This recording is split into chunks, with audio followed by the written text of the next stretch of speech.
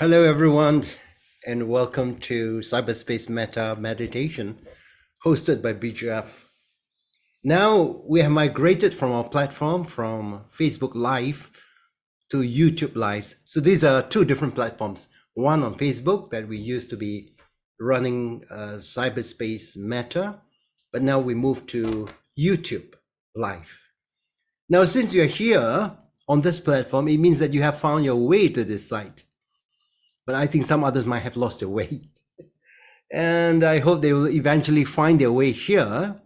What we have done is also to put a notice at the BGF Facebook that CyberSpace Metta has migrated to YouTube. Now, 3 weeks ago, I mentioned that seeking happiness through sensual enjoyment could bring some excitement, but not really happiness. Because the happiness that we get from sensual pleasures will lead to disillusionment, and we will wish to find some real happiness. It's transient happiness, and sometimes after getting the happiness, it makes us want to seek for more. So that is the nature of sensual happiness. Then how can we go about getting the happiness that goes beyond sensual happiness? Now we can actually do this by developing wholesome states of the mind through meditation. In fact, meditation will lead us to wholesome states of mind. And the happiness, the subtle happiness and tranquility that we get from meditation will go far beyond what is possible within our normal state of mind. That is, for a person, despite how he says he's happy, he will not be able to reach the subtle states of happiness and tranquility that a meditator can. And these subtle states are the fruits of meditation. So when we put in the time and effort through meditation, we will be able to reach these subtle states. And in fact, it is not obtained by other means except through mental development. And this method is called tranquil meditation. Or to use the Pali word, is called samatha. Samatha means tranquil meditation. Metta meditation is the form of samatha meditation. And in fact, by practicing metta, we can learn to cultivate the subtle mental states that brings happiness. What is samatha or tranquil meditation? I think I mentioned this 3 weeks ago, but it is good for me to just repeat some of the things that were spoken in order to refresh our memory. Later on, I will go into some deeper aspects of tranquil meditation. Now, tranquil meditation is a technique of bringing the mind to a state of peace, tranquility, and silence. And the way to do this is just to keep your mind on one suitable meditation object for a duration of time without the mind wandering. Now, can we do this? Keeping the mind on a suitable meditation object. First, you know what is a suitable meditation object. And then you keep your mind on that object. And you got to sustain that for a duration of time.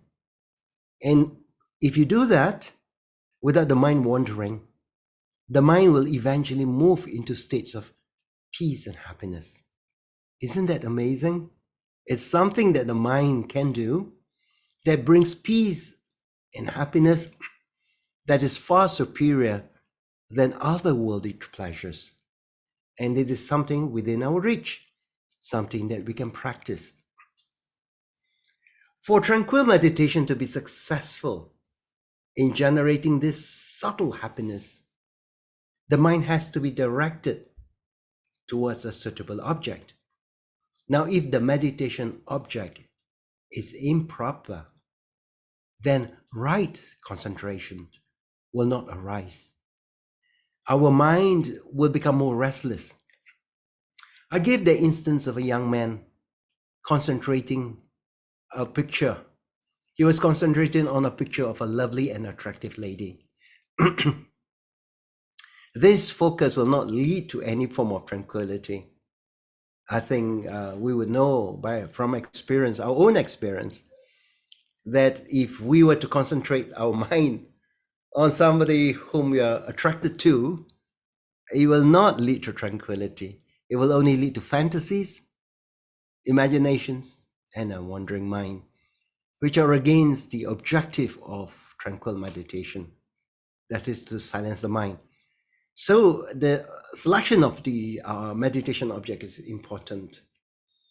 Now, I have also received feedback from some listeners who says that they're confused, because some time ago I gave a story of a young man who went to the monastery, took the 8 precepts, and wanted to do meditation. It's a meditation retreat.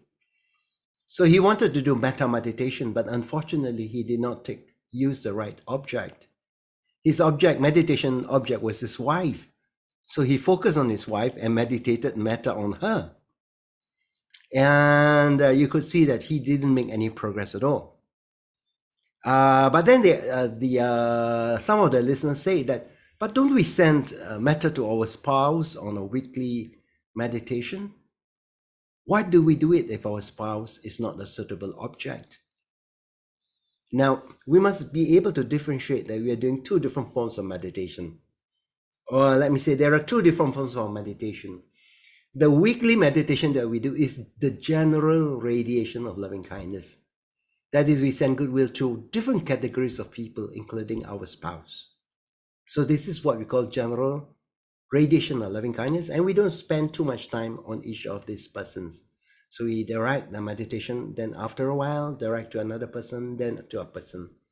And directing loving kindness to everybody is basically a good practice. So there is no issue about this.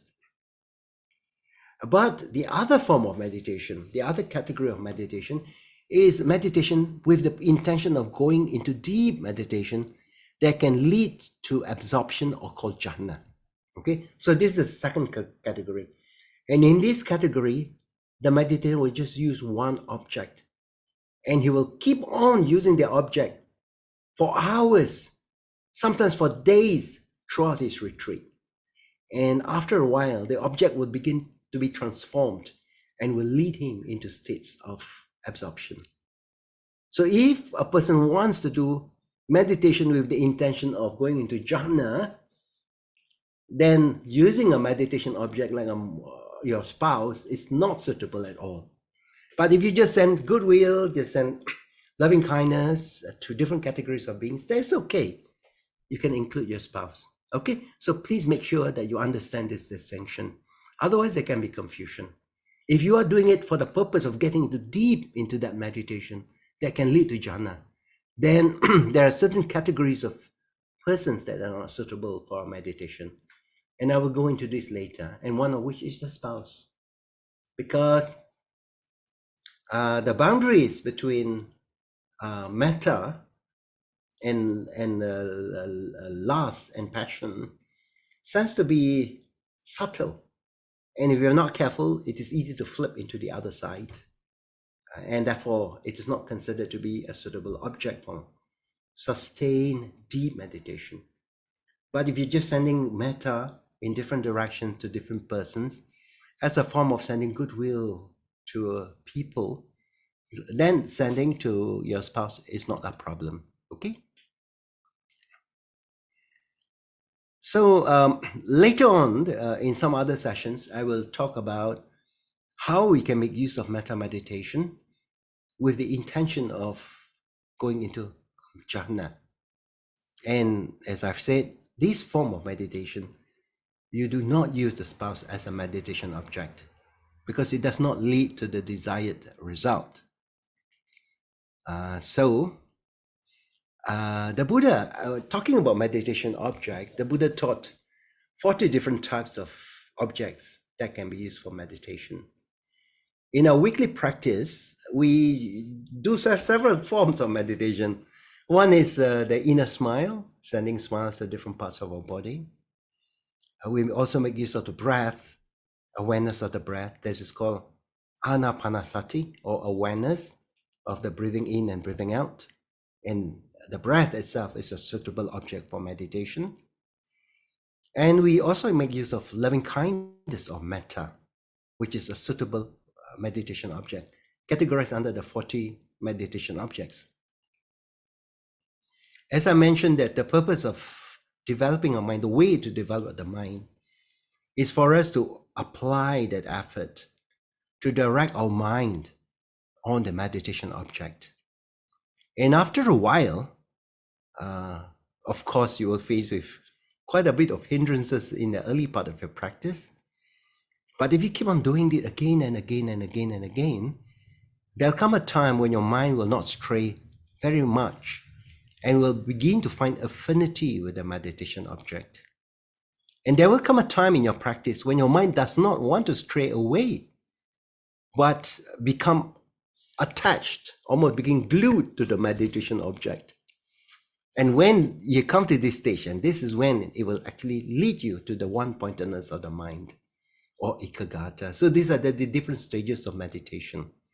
So if you meditate, your mind is still running in and out, you know that that's the initial as well as the most frustrating part of meditation. And the moment when you come to the stage when your mind seems to be glued to the meditation object, it doesn't want to go away from the meditation object. That is when your meditation can actually deepen. That's called ekaggata. It leads to the one-pointedness of the mind. So in tranquil meditation, it's not just enough to direct your mind to a suitable meditation object. We should also keep the mind focused on the object for a sustained period of time until it attains a certain degree of tranquility. During the practice, you have only one meditation object. And one of the things that you must try to avoid doing is to analyze the object, over-analyzing, or being over-critical, over-analytical. You don't have to do that, because the moment you start the thinking process, it takes you away from that watching of keeping your mind on the object, because you have moved into a different track already. So we have to just let the thinking mind subside and just keep the mind on the meditation object. That is all that is required. Just let your mind stay on the meditation object. Samatha meditation or tranquility meditation must be practiced with right understanding. The meditation begins to gain momentum and energy when the yogi, that is the meditator, keeps the mind on a suitable object for a sustained period of time. And the increased mental power has the ability to relieve the physical and mental sufferings of this life, at the same time attain tranquility and happiness. And of course, this taste of happiness will excel all the conventional taste. Okay? Just excuse me just for a little while.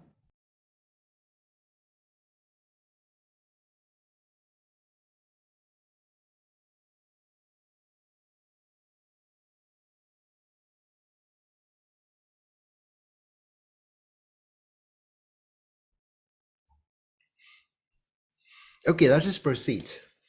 Let me just explain the practice of loving kindness meditation, Metta, because there are all these people joining the sessions. So sometimes it is good for me just to just go through what is contained in the practice of loving kindness meditation. At the beginning of the practice of loving kindness, we send loving kindness to ourselves before we extend loving kindness to our loved ones. So it is only when the good thoughts towards others have become strengthened by developing loving kindness, we send to the people that we naturally love. And after it becomes stronger, then we begin to send loving kindness to even those unfriendly to us. So over time, the practice of metta will grow. And then we can send metta to all with sincerity, including those unfriendly to us. When we continue to practice metta and develop a strong aura of compassionate love, our conditions can change. Sometimes We're not aware that sometimes when we interact with other people and there's anger within us, when our mind is angry, we perceive others as angry. So we could be actually the condition of other people's anger. Of course, sometimes when you're angry, you can also mistake other people's reactions. Yeah. Now,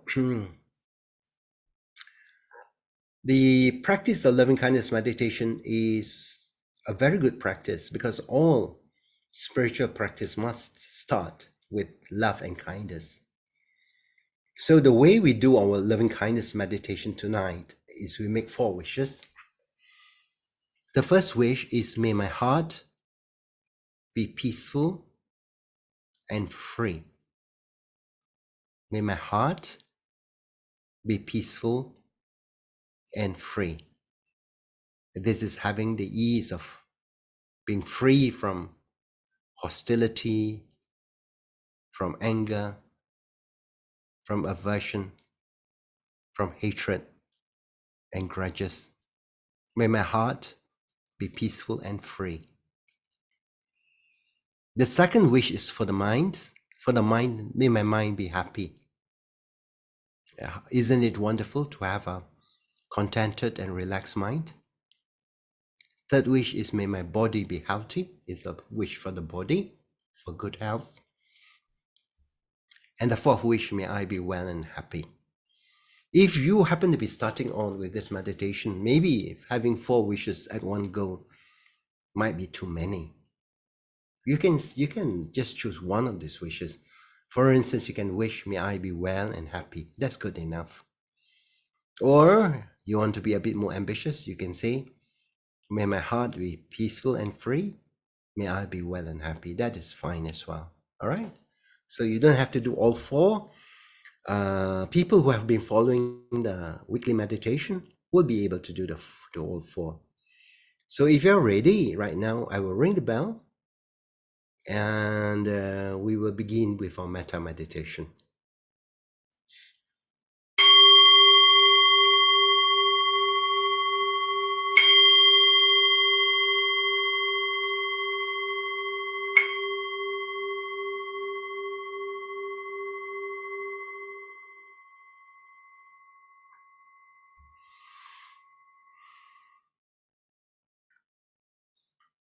Let us keep our mind tranquil by watching the breath.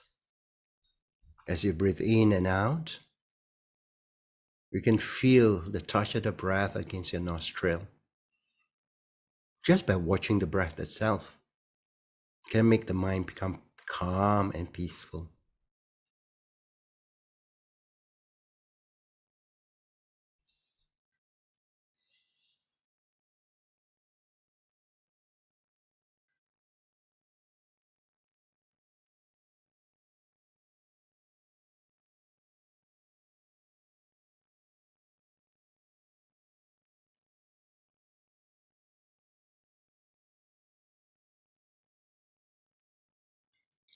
We shall now proceed with the inner smile. Now we know that when we bring up the inner smile, when we bring up a smile radiates peace, happiness, friendliness, relaxation. And a smile is healing that part of the organ where you place your attention. Okay, so just cover the organs in our body with a smile, with an inner smile. So we begin by being aware of the crown of your head. Can you feel the crown of your head? Can you try to feel right at the top of your head, right at the crown?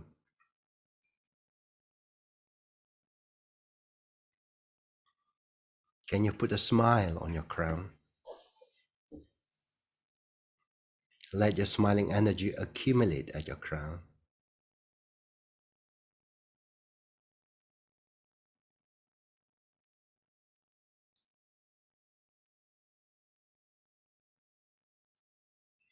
And now just be aware of your forehead. Can you feel your forehead?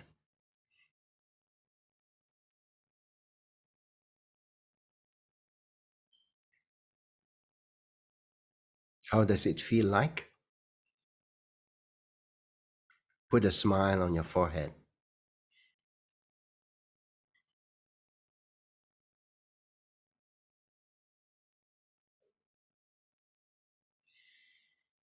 Now be aware of the spot between your eyebrows. Can you feel the spot?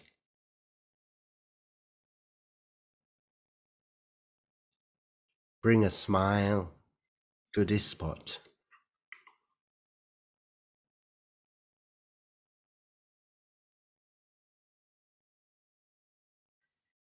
Now bring the smile inside your head. And when you do that, you're bringing smiles to touch the neurons, the cells of your brain. Just bring the inner smile to touch every part of your brain.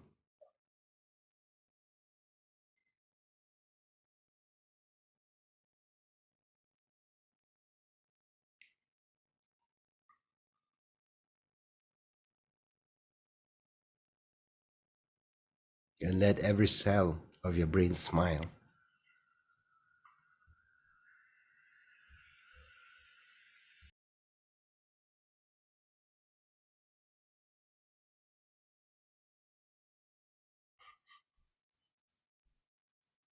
Now be aware of your throat, of your neck, of your throat. Bring a smile down to your throat. At the base of your throat is the thyroid gland. Bring a smile to your thyroid gland.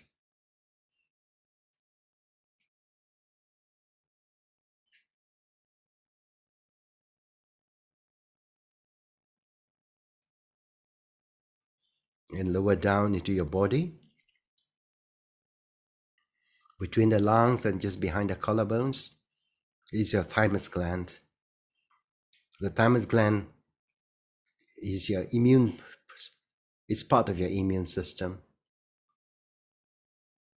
Bring a smile to your thymus gland.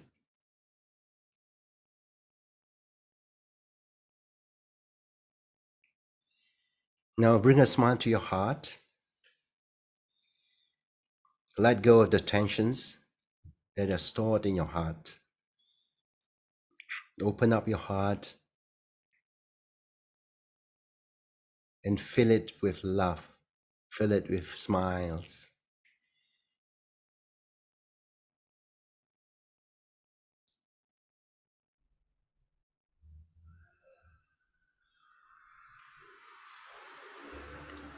Now,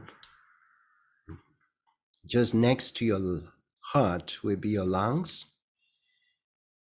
Feel your lungs breathe in easily and send smiles to your lungs. Feeling gratitude to your heart and lungs for keeping you alive from day to day, from moment to moment.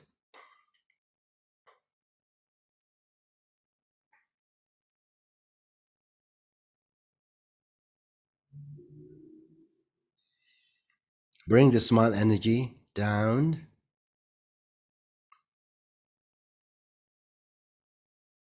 to your solar plexus. Solar plexus is a nerve center, normally the nerve center for negative emotions. Like when you feel anger, frustration, it will normally, you will feel the tightening of your solar plexus. So bring a smile to relax your solar plexus.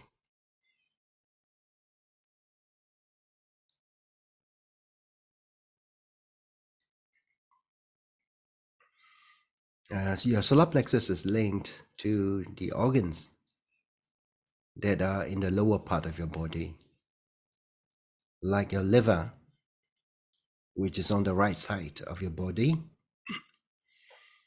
just below your ribs. Your liver helps to clear your body of toxic substances.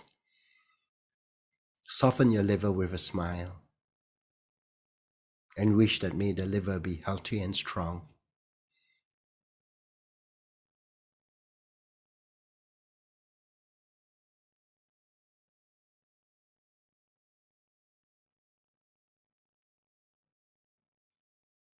Now on the left side of your body will be your spleen and pancreas. Send a smiling energy to your spleen and your pancreas. Your spleen helps to fight germs in the blood, while your pancreas lies at the side of the stomach and secrete enzymes to help you digest your food and to transform the sugar from your food for energy.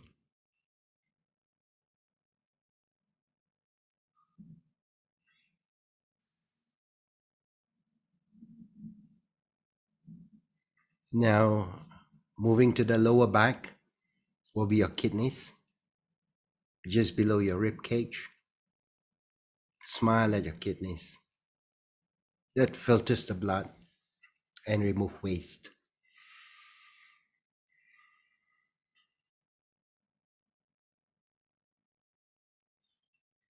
Now bring the smile to your stomach and intestines.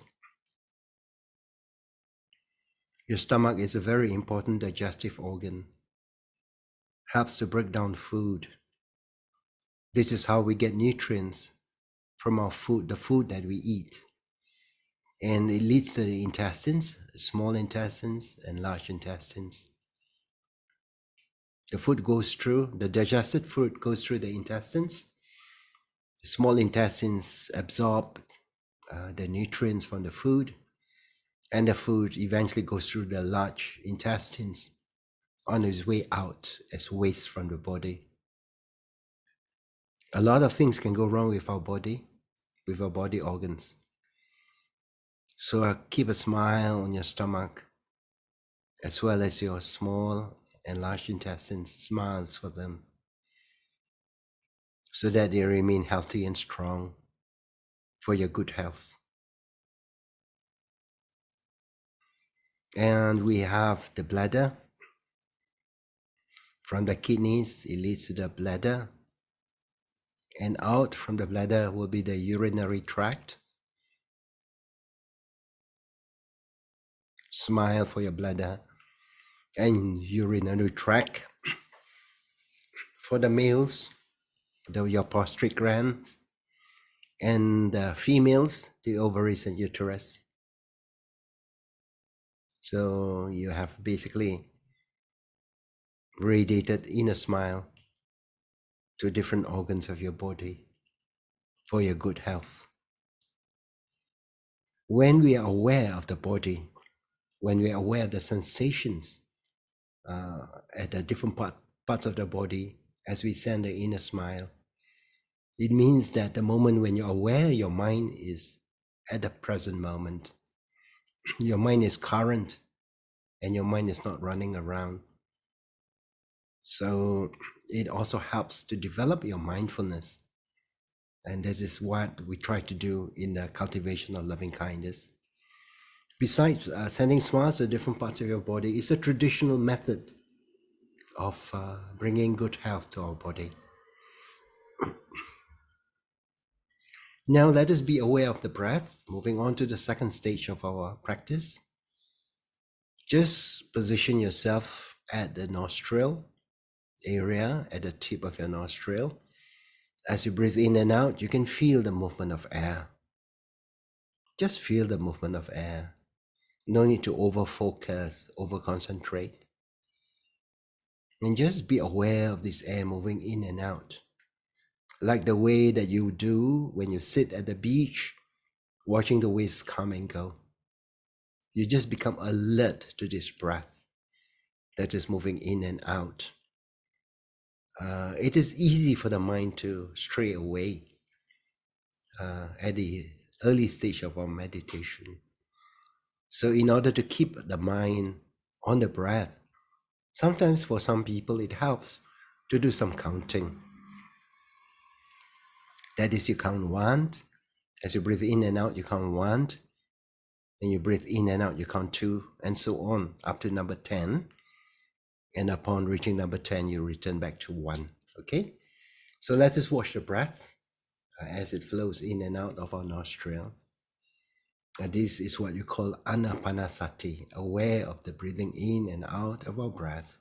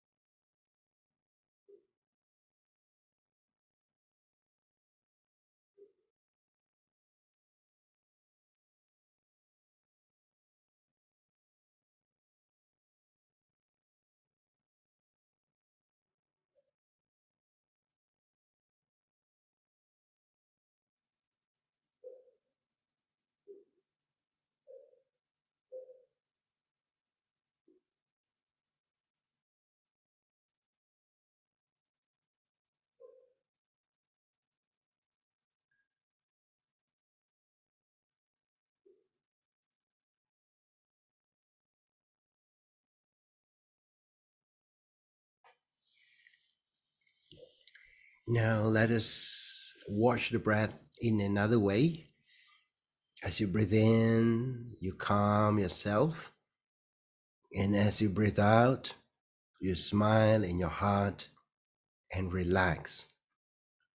Breathing in, you calm yourself. Breathing out, you smile in your heart and relax.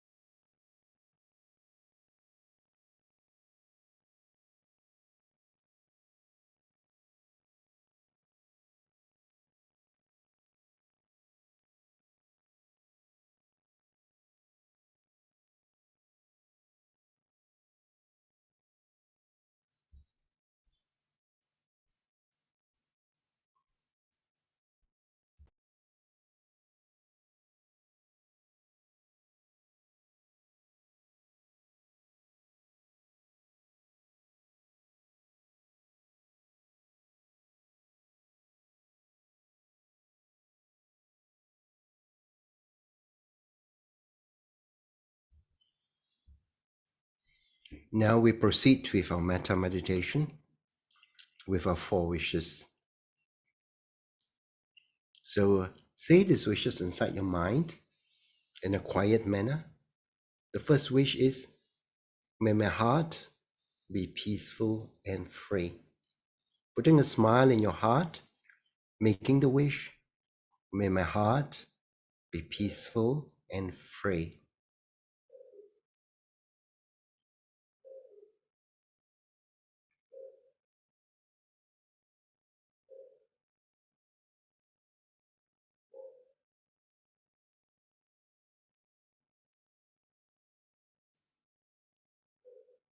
Are you able to feel something when you say these wishes?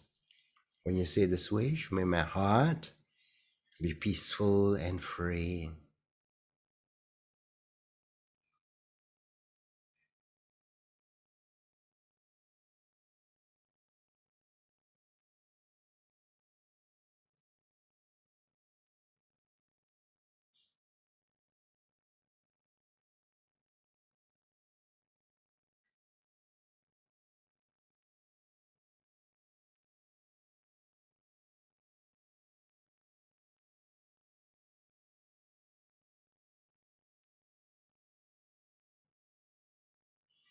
And moving to the second wish, a wish for your mind. You make a wish, may my mind be happy. May my mind be happy.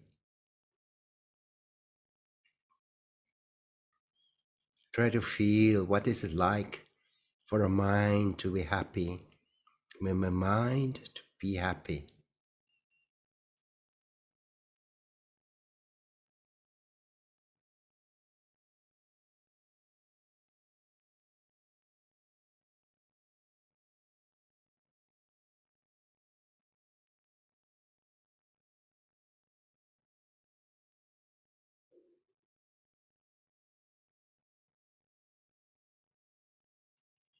The third wish is the wish for your body.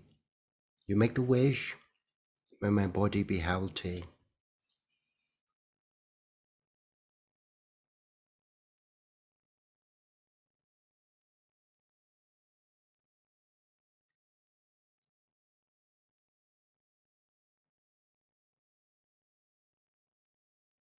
Your fourth wish, may I be well and happy.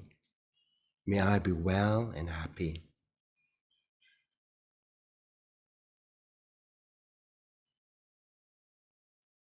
Living your life with ease and happiness. May I be well and happy.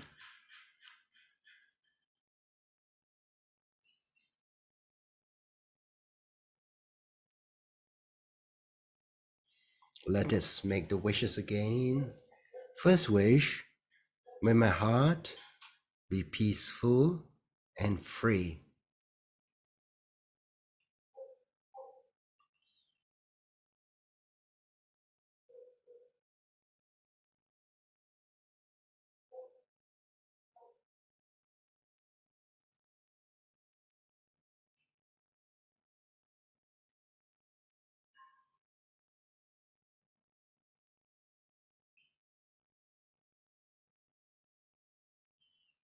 Next wish, a wish for your mind. May my mind be happy. Just repeat the wish. May my mind be happy. May my mind be happy.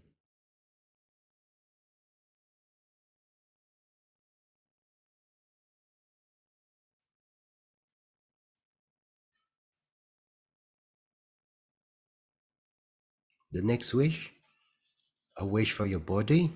May my body be healthy. May my body be healthy. May my body be healthy.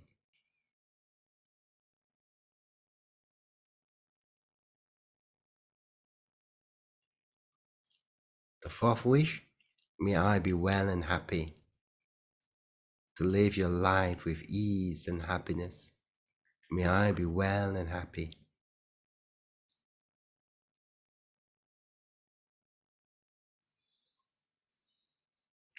Yes, in fact, you can send loving kindness to yourself for a certain duration of time so that we become a vessel of love and kindness. Then now let us send loving kindness to other beings.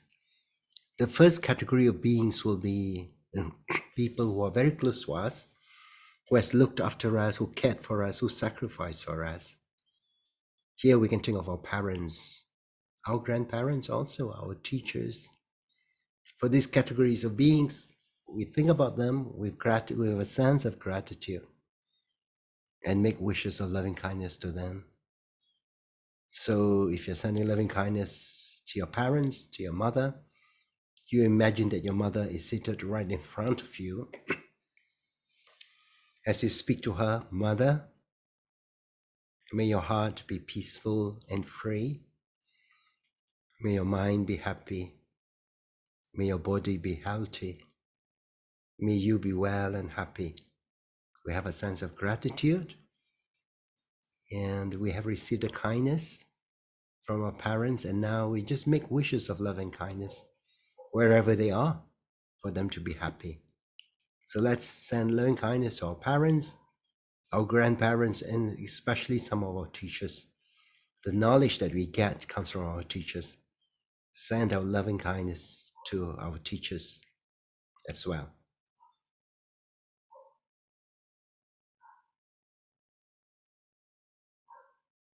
your parents, your grandparents, your teachers.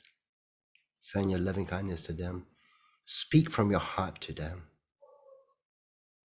Your sense of gratitude for their love, for their sacrifice, of how they thought about you, they tried to benefit you in so many ways, thanking them by sending them love and kindness.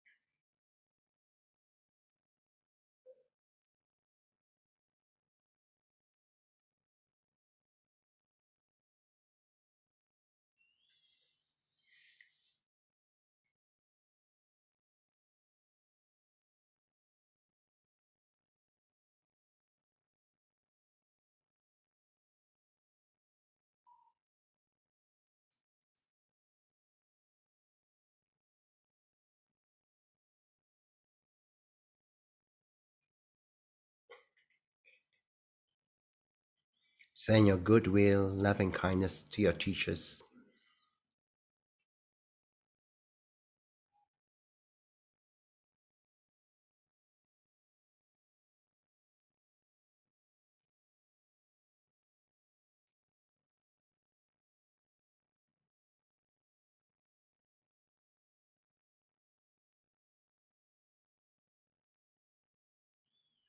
And now we send loving kindness to our immediate family members.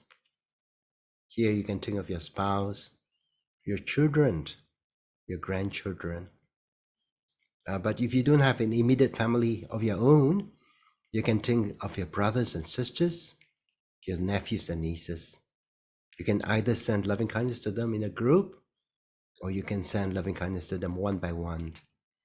Just bring their faces to your mind as you make the wishes of love and kindness. If you find hard to repeat all the four wishes, you could say, may you be well and happy. May your heart be peaceful. May you be well and happy. Loving kindness to your immediate family members.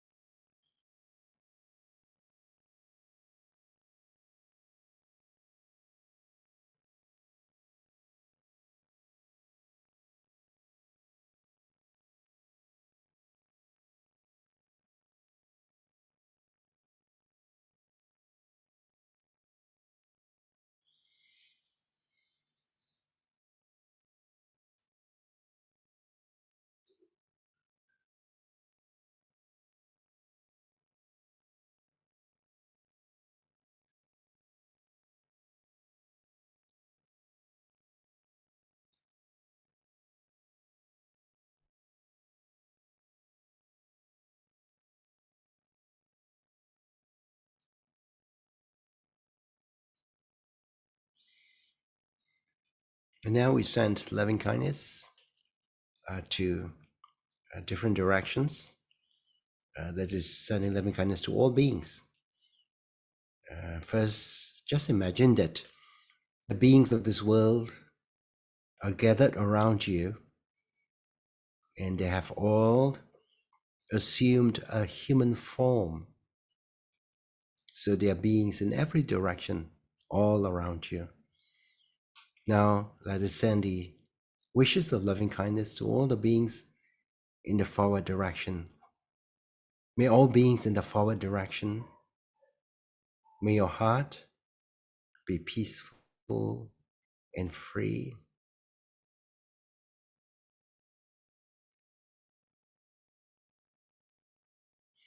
May your mind be happy.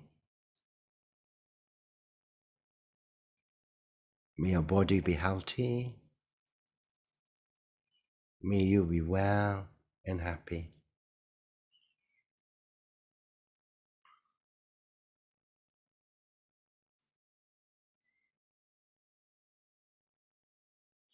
Now to the beings in the rightward direction. May your heart be peaceful and free.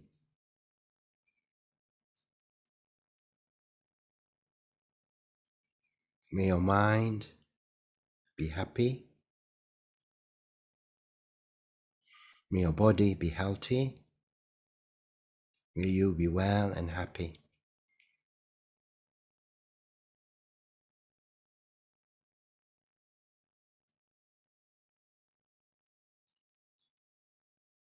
Beings in the backward direction. May your heart be peaceful and free. May your mind be happy. May your body be healthy. May you be well and happy.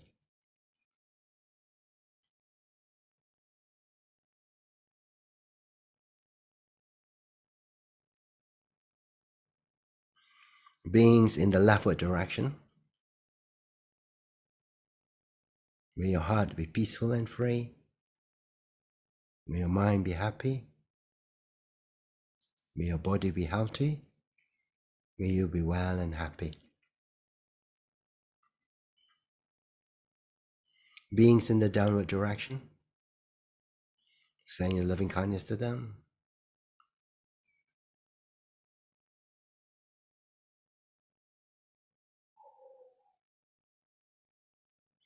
And beings in the upward direction. All the beings in the upward direction.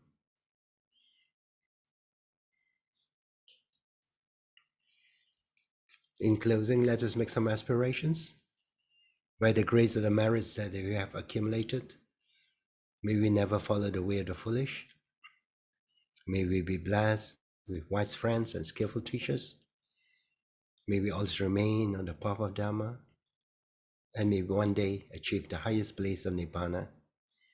Emina, punya kamena, mami bala, samagamo, satang, samagamo hotu, yava Nibbana, patiya. May suffering ones be suffering free, and the fear-struck fearless be. May the grieving shed all grief, and may all beings find relief. May all beings share in these merits that we have accumulated. May these merits help to bring them good health, happiness, and peace. May beings inhabiting space and earth, devas and nagas of mighty power, to share in these merits of ours, and may they long protect the Buddha Sasana. Let us say sadhu. Sadhu.